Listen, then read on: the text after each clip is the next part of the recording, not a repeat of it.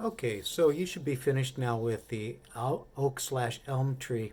Um, just before we go on with it a little bit, I do want to remind you this is a loose marking system, and it shouldn't look like little lots of loops and everything. They should be pretty tightly knit. And remember, you want to keep your pencil nice and sharp too. I didn't mention that since we started this, but you should keep your pencils as sharp as you can, especially when you get to this marking system for the foliage, because it helps to keep them from becoming just big dark masses of area, and it helps to make them look like a mark that makes something that looks like a leaf that's going all different directions, right? Remember, I want you to have that page finished. With our next one, you can either go to the next sheet of the third sheet of white paper that you should have gotten if you were in class with me, or remember I said you could use the front of it for the pine tree and the oak/elm, and then the back for the palm tree. And there are directions on how to photograph these for whichever way you did that on the assignment, so make sure you read that. Okay, let's go to the palm tree. It's just like the other two that we've done previously. You want to start with a skeleton, a stick figure that helps you to set up where everything belongs. So we're going to be doing that with this piece of paper too. As you draw on it, I want to remind you that you want to, I'm going to move this one out of our way so I don't mess it up. As you're drawing onto this one, you want to think about how you fill the page. The direction sheet, the handout that we have, remember you should be reading that again too if you need some more visual help than just these videos. You can watch the videos as many times as you need as well. But it has the trees going a different direction that I'm going to show you. And that just helps you to maybe get some options that you can include in your own work. A palm tree can go straight up and down. The palm trees in my neighborhood in San Jose are very strong, straight up and down trees.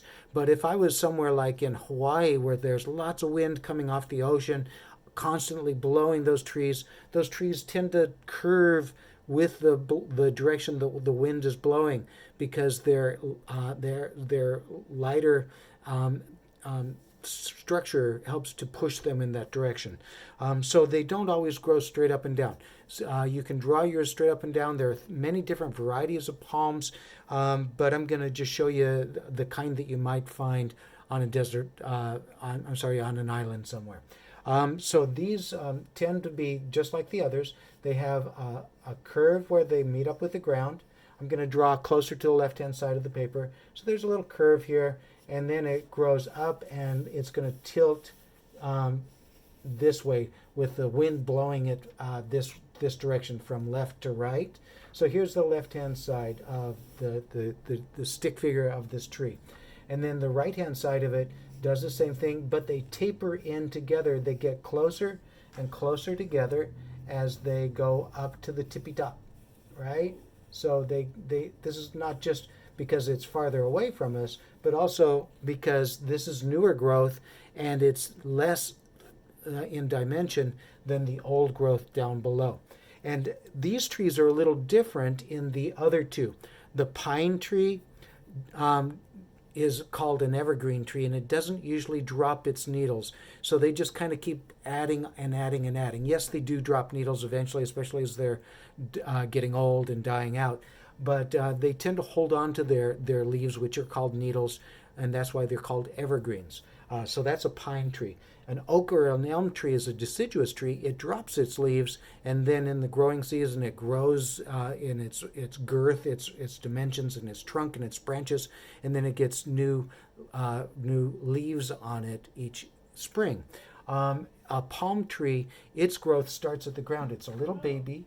It's like this big down on the ground, and then it gets little leaves at the top. And then as the new growth comes in, those old leaves kind of die out and the new growth starts up here. So there would have been leaves down here that just kind of died out and got trimmed off or fell off as they grow up. There's a section up here at the top where the leaves fall into. This is called the foliage, again, just like in the previous two. And they radiate from this top point outward like this. They just kind of fall this way. And they come from behind too, right? They might come like that. And it depends on what kind of variety it is. Some of them tend to go straight up and out, where others kind of just gently bend a little bit less than what I've drawn.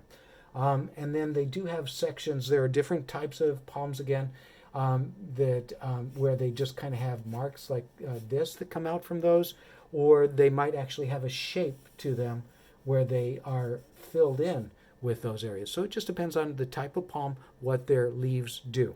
But as they grow, that's where they fall from. These would have been down here when it was a baby tree, but they dry out, they die off, and they fall off or get trimmed off.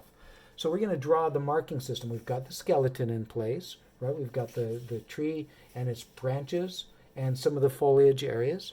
Now we're going to do a marking system that shows the growth of the leaves. And they kind of go like this as they grow off.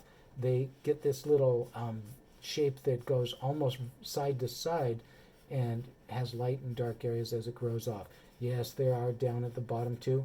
There are light areas and dark areas, and they just kind of go outward like this. All right. Now, different palm trees do different things. Like I've said, I've got a picture of a palm tree right here, and you can see all of those marks that I've just been drawing are very light here, and they don't really pop out of the side of the edges. But in other trees, they're really fuzzy because of the variety of the tree and their growth patterns. So we just kind of fill them in, and whether it's that kind of tree I showed you the photograph of or this one, they still go pretty laterally, side to side rather than up and down like the other two trees. And they're going to be light areas and dark areas. Notice, once again, I'm still using stroke to create these. It gets a little harder. You turn your paper so you can make it go the way you want it to go more easily. I'm just going to kind of go all the way up to the tippy top. Might be a little easier with some line in there too.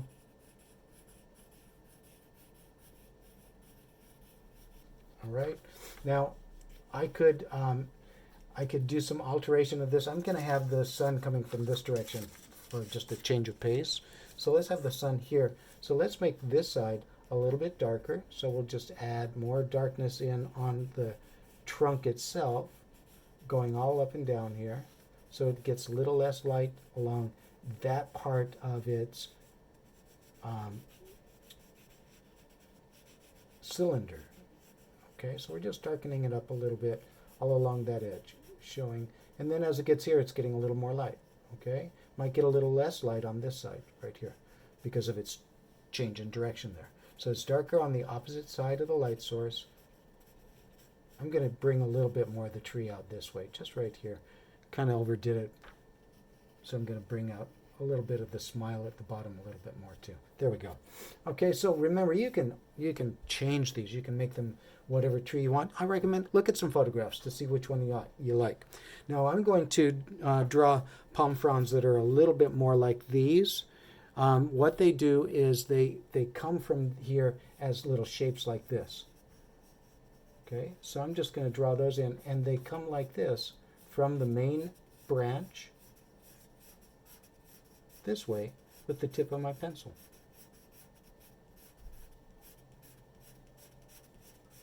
The underneath side's going to get more marks and less light showing through, so we're going to make that the underneath side. And this is the upper side. Fewer marks, more white paper. And there's a palm frond. And then another one.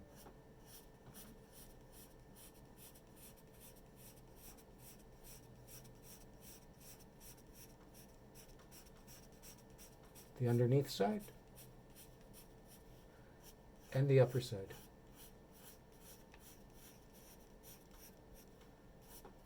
A couple more up here. Maybe make it a little darker there. And then here.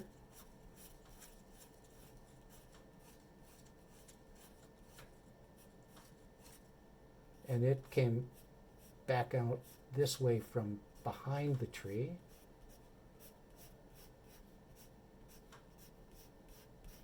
Okay, we'll make it a little darker right there, showing that it's getting less light. And then, so that's what you do with these trees. It's a simple, easy peasy tree, honestly. All right.